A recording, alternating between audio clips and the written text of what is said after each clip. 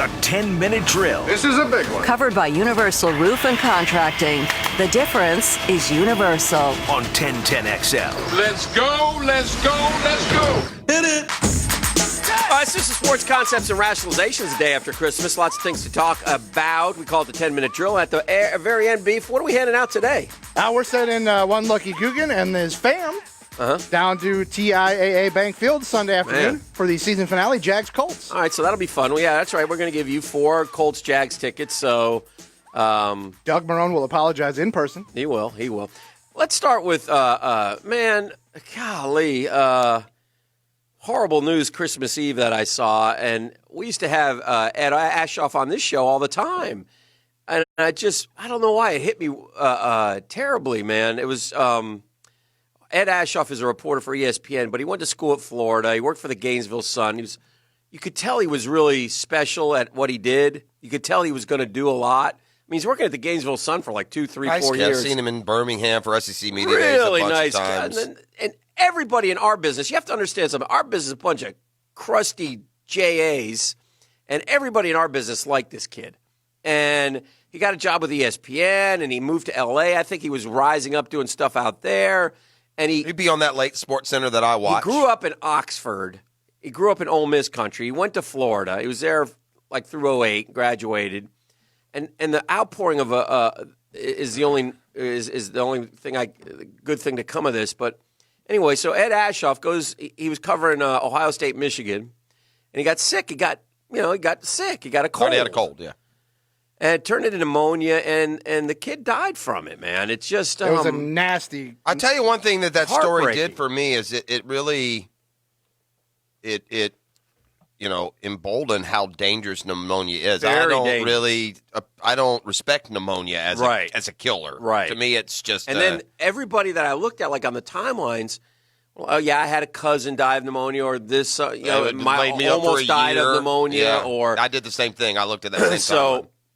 Point is, if you're feeling sick, man, and it stays with you a little bit, go to the doctor. I was looking at his Twitter, and he was, as anybody would, joking about, being sick. But he was asking people. Yeah. Like, have you gone through this? This is hell. Yeah, right. And he just, I guess, he just never got better, man. And he knew what he had, so it wasn't like he didn't go to the doctor and then it was too late. It's just whatever, like the medicines didn't respond to him, or I don't know what it was. I don't know ultimately what happened, but he has a fiancée. Both of his parents have since passed. His dad was a professor at Ole Miss. But he was a nice, we say kid, a nice young man. Now he's 34 years old. But he was older than we even thought, to me. I think that's just because time goes fast. Yeah, but he... Well, yeah, he's been on this show. He was on this show all the time talking recruiting. He was a Balls Davis guy. Was he? Yeah. Yeah. I don't think... have you ever tracked down Ed Ashoff? I have not. Yeah, because he went to ESPN, but when he was with the Gainesville Sun... Sun... there was a stretch where he was on with us pretty regularly. We used to have him, and then the Alboverdi kid who's followed him, and now there's another guy. It's Gainesville, and so all the local guys from that area certainly were affected by it. I saw a heartfelt tweet from Pat Dooley. Yeah, just... obviously. Oh, my goodness And I don't know if gracious. you saw Jeff Darlington's tweet. That was good. With an email he got from Ashoff all the way back in 2007. Jeff Darlington, I think, also went to Florida. I'm not. They're about the same age. He spoke at a class, and Ed wrote him a note. Yeah, about what he wanted. Hoping he could sit down with him and pick his brain. And it was just like showing that he was at the very beginning of his career, but he was just burning to be great at it. Well, he was his career was on the right path. I mean, you could see him like being the next Wilbon and doing that show on ESPN. And those kind of things. And there was little doubt that nice he was young man, just easy to deal with. Knew his stuff. He had just done a story this morning. He did a story on the running back from LSU. Mm-hmm. And his mama tweeted out about Ed and what a wonderful kid he was. And I keep saying kid because he's a kid to me, but he's a man, 34-year-old man, and your heart breaks. I mean, and he died on his birthday, by the way. Which There's nothing good about the story. Christmas Eve. Heartbreak. I'm always shocked, and this is natural. It shocks and affects you when it's someone you feel you know. Right. And you feel like you might know Tony Kornheiser, but then when he dies, you're not going to be feel the that thud. So I'm with you. I felt that same. I felt that same thud that you did. Anyway, Dan, I'm going to throw this out there. Yes, sir. And maybe this belongs in standalone. I might throw it back. Well, I'm not going to repeat the burgundy lines from that point. I won't be saying any of that. Right. If you do throw it back, I will consider it thrown back. if the quote report from Schefter and then the inside narrative that seems to confirm the people in the circle or in the building that would also get the same feeling that Shad would bring back Doug Marrone and Dave Caldwell. Mm-hmm. Let me tell you who apparently, and to me obviously apparently, doesn't know that is Doug Marrone. Because every press conference he has is not one of someone who is going to get a vote of confidence in return next season. I truly take responsibility and apologize because it's the holiday time and you want your team to be doing well so people, can have some pride and some joy. And we haven't done that. And that's my job. And I haven't done that. So I'm not one of those guys that don't feel disappointment or pain. I do. Nobody wants to hear excuses. Nobody wants to hear agendas to try to save themselves or anything of that nature. So I truly am appreciative of everyone. And I'm truly sorry that I let so many people down, that I couldn't have done a better job. So I don't know. It doesn't sound to me like a guy who's getting ready to recharge, reboot. It's maybe doesn't know. I hadn't heard. Well, I'm sure he hasn't been. I don't know. You have to be aware of what right. Yeah, I mean, aware. Doug's a fan. He's aware. He sees that headline. Khan, sources say Khan will bring him back. He clicks it and reads it. Yeah. He doesn't talk like he believes it. To me, at least. Well, you wouldn't want to get beat Sunday 45-0. That's for want to sure. Leave that tasted. So yeah. Anyway, I still agree with those who are saying, like I said, from all being down there and all indications. That's what I mean. It would more surprise me now if they were fired. Yeah. To be honest with you. Yeah. Again, and we'll see. We'll see. We may find out Sunday. We may find out Monday. Well, that's what, and again, this isn't to just once again report. Right. But that tone and texture and text doesn't match with somebody who's under the impression he's coming back. Like I said, it's always a tough thing, man, and it's just a results-oriented business. And those guys get it. I like Doug Marrone, and I think he's a good dude. And you have to look at the record. You have to make your decision, and the owner knows, and the owner will decide what he wants to do with this direction of this football team. But the fans have a right to decide what they want to do as well. So we'll see. My only negative about that, I appreciate him being that way, but he said a lot of times, I haven't done a good enough job, and that always makes you come back to, well, then do it. Why not? Right. No, at this point, well, here's what I take out. This may not be true, and he's not saying that, or he would say it verbatim, but it now at this point, after week, it becomes you can't do a good enough job. Yeah. I mean, if week after week you say, I'm not doing a good enough job, and then the next week I'm not doing a job, then at some point you have to wonder, well, can you do a good enough job? Right. So... Calais Campbell's on on Yahoo Sports All-Decade team. Is he going to be on the official one? What's the official one? Well, it's not Yahoo Sports. Whenever we go to Hall of Fame talk and we say he's on the All-Decade team, it's probably the football writers or it could be the league himself or whatever. Well, who are the linemen? They're the D linemen. Yeah. He, Von Miller, J.J. Watt, and Aaron Donald. Ooh, man. Yeah, that's what I'm saying. Which now becomes this. Are we sleeping on a Hall of Fame candidate? Well, I don't think we're sleeping on him. We've been saying we've been talking about how great he is. We've not talked about him as a Hall of Famer. Oh, absolutely we have. I've said many times if he can maintain what he's done here for a couple years, then he's entering into the Hall of Fame stratosphere. The guy was a Defensive Player of the Year. You win stuff like that. All-Decade team, too. With the NFL.com All-Decade team, not on the list. Yeah. Okay. I don't think he's going to be on the big one. The defensive linemen on that list, interior, Donald Atkins, outside rushers, Watt Miller.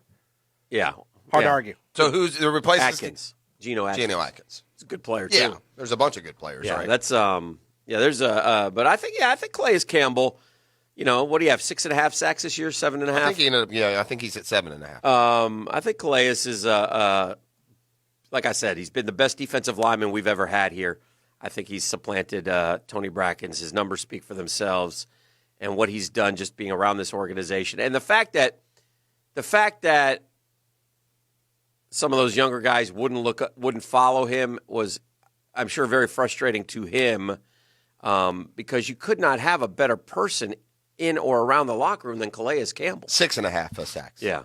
12.5 tackles for loss. Just a pro's pro. I tell you, who's had a heck of a second half is Jan. Yeah. He's up to 8 sacks and 15 tackles for loss. That's good. That's good. So I think there's look. I know we got into this talk the other day. There's no way this team could even win next year, right? I have no hope. Stand by that. But I will continue to stand apart from you, not necessarily based on what empirically can help, but just on the notion of what the NFL is. But I will say this: were you this pessimistic last year at this time? I don't know. Same. I'm wondering. No, I was not this pessimistic. All right, well, then I'll say this. Not this pessimistic. What's different? Why are you more pessimistic? Because it's been 2 years of this. Okay, but I'm okay. It's a thought that we need help everywhere. Okay, but you didn't think that last offseason. No, I think I foolhardily believed that we were like, okay, well, we're okay here. We're okay here. Telvin hadn't retired yet to throw the linebacking core into upheaval. I hadn't determined that Miles Jack really wasn't a middle linebacker yet. Okay, but can I counter with just a couple? Yeah. You didn't know Josh Allen was going to be a double-digit sack guy. No. You didn't know that DJ Chark was going to emerge as a legitimate high 2 receiver. You didn't know that Leonard Fournette was going to be able to catch 80 balls out of the backfield and have a career high in rushing yards. But more importantly, you didn't know you had 2 first-round picks to add to the mix this year. Right. So the point being that, certainly it looks awful bleak. And no one's going to be picking the Jags to win. But there are some reasons that you could build a case you should be more optimistic now than you were this time last year. Yeah, no, not even close. I'm much more pessimistic this time. And that's just because you've had a losing year. But I'm talking about using the variables to create your optimism or pessimism. Right. You shouldn't be any more pessimistic now than you were this time last year. Except for, now look, you've lost Jalen and Telvin. People would be the first thing people scream. Yeah. You had them this time last year. Well, you also won the same amount of games you did last year. So we're talking about an even playing field. Right. Both years were 5-win years. So you won 5 with Jalen for all 16. Yeah, last year, I beat New England, at least. This year, I've beaten the Sisters of the Poor. But you also, by the end of times. last year, you were as bad as you are now. I mean, the only game you won down the stretch was at Miami. Correct. Where you had to replace But I didn't get blown Kessler. out in 5 straight games like I got blown out this year. Well, it felt like it, but you're not probably close. it was close. You had Kansas City, you had Dallas, you had a bunch of them in the middle of the year. I had a longer losing streak, but I had the worst 5-game losing streak in the history of this franchise, which is not very good. So and maybe it's because it's the second year in a row of watching. Well, that's fair. So that's where I'm not saying it's a Super Bowl team. I'm just saying if you're searching, if you're trying to turn a glass half empty into one half full, you have the same record that you did last year, despite trading away your best player. And I come back to the only ray of hope that my franchise has for me are 18 draft picks and 4 first rounders. So if I have that, I probably want someone different making those choices. I don't have a ton of confidence going forward with the guys who have made those choices. Now we get into some of what we've talked about. Yeah. So I'm not feeling good at all right now about my franchise, its direction. I don't know where we're headed. I don't know what our identity is. So we'll see. I've got some cap things I got to take care of as well. So there's guys going to get cut here too now. Let's not forget that. Is A.J. Boye going to be back? Is Calais going to be back? Marcel Darius isn't going to be back. The others as well. I need help everywhere, including, at least from what I watched this year, I don't ever want to not take a quarterback again if I can get a franchise quarterback, because the search must continue on. Whether I'm not going to sit here and say without question, well, we'll just let Foles and Minshew battle it out. Can't do that. Not if I see a guy that I love sitting there on the board. So there's lots of I don't think they will. I think that they would also employ that. So many questions to have answered. Best basketball game of the night last night for me was Clippers-Lakers. That was the only good one. Was it? Yeah. The underdogs won. Apparently, if you're a gambler on Christmas Day, and you just went underdog money line? You probably wouldn't, though. You probably lean towards, okay, I'll bet the favorite here. Oh, I lost. Okay, I'll double down on this guy. Oh, I lost. I think, one favorite won, right? Was it, who won? Who won yesterday? Was there one favorite? Well, the Clippers were probably favored. I don't think so. I don't think so. Clippers were, because L.A. Lakers are 20 6-4 or whatever, 24-6, and they have a better record than the Clippers. So I think and the Lakers, it was a quote Laker home game, so I believe the Lakers were favored. Celtics at Toronto, Houston, Golden State. It was Lakers 2. Lakers 2? Yeah. Yeah. But most of the underdogs won yesterday was my point. So you'd be doubling down. The Pelicans, I don't know what happened to them this weekend, but they went on the road and they beat Portland and Denver back-to-back. And again, I didn't read much. I saw two things about Zion. He's made $3.7 million already. And the Pelicans in their rehab are trying to teach him to walk and run differently. What? I didn't like that. So line. It doesn't put as much pressure on. Which means ultimately he'll twist or tear something else. I don't like that. I don't like on that another line. body part. Yeah, I didn't. University like of Miami closes out what has been an incredibly up and down football season for them. I saw a criticism from one of the Herald guys about Manny. He didn't want to name who the starter was, and they're like, oh, "Come on, really? Yeah, it's a ball game against Louisiana Tech. Tech. Are you kidding me here? It shouldn't matter. Or in Shreveport. Who cares? You know." I think maybe he's going to run Tate Martell out there. Oh, man, you talk about all these glorious stories of these transfer successes, and there's a guy who's the epitome of just a take-your-ball loser, go play somewhere else where you can't play. I think considering the team in play, the corporate title of this game is fitting. It's the Walk-Ons Independent Bowl. Oh, dear. It's maddening if you're a Miami fan because you played your two best games, to be honest with you. Yeah. Maybe FSU, but they're no good. But you only played two ranked teams, Florida and Virginia. You beat one, and you play the other tough. Yeah. It's that inability to sustain the energy or the success or the execution against better teams that has plagued Miami now for years. But these back-to-back losses to FIU and Duke to end the year and take what could have been 8-4. That's almost a fireable offense. I mean, you're pointing you don't want to do right? it in your first year, but my God. Because here's what happens. If you beat FIU and Duke, Dan, you finish the season on a 5-game win streak. Right. With 4 of those wins on the road, you're 8-4. You're headed to a much better bowl. You might be here. Yeah. And now, instead, you're 6-6, and you're a team that can't beat FIU and Duke. And you may lose today. today. You have no quarterback, by the way. That we thought the Williams kid was going to be pretty good based on how he played against Florida. He never got better. No. Had less yards in the finale at Duke than he did in the opener against the Gators. I don't know what to make of him. Last thing real quick. Did you see the thing on Joe Burrow? What thing? They had a basketball shoot-around between Oklahoma and LSU. Mm-mm. And LSU was trailing big as like free throw, 3-point, back and forth you do, and you shoot in like a minute or whatever. Okay. And Oklahoma was going to beat them, and Joe Burrow went out and went 10 for 12 and took it from him. Attaboy, Joe Burrow. I've watched LSU's basketball team get off to a struggling 6-7 start. Maybe you should go play for them. Well, only if that coach gives them some illegal incentives. Well, and admits it. With no Joe, listen, piddlement. I'm willing to give you $1 million right now to play for us. I just made up a word, piddlement. Piddlement? Yeah. All right, let's do this. Penalty. Caller number 3 right now at 641-1010. Beef, what do they take it home? They're taking home a family 4-pack to Sunday's Jags-Colts tilt down at TIAA Bank Field. And we'll visit with Dr. Kevin Murphy next and wish him a Merry Christmas. Maybe. He's usually here by now. Via the phone. Oh, you've already arranged all this. Oh, we talked about this last week. Yes, we did. Oh, I forget things. It's a Custom Tree Surgeons Thursday on The Drill.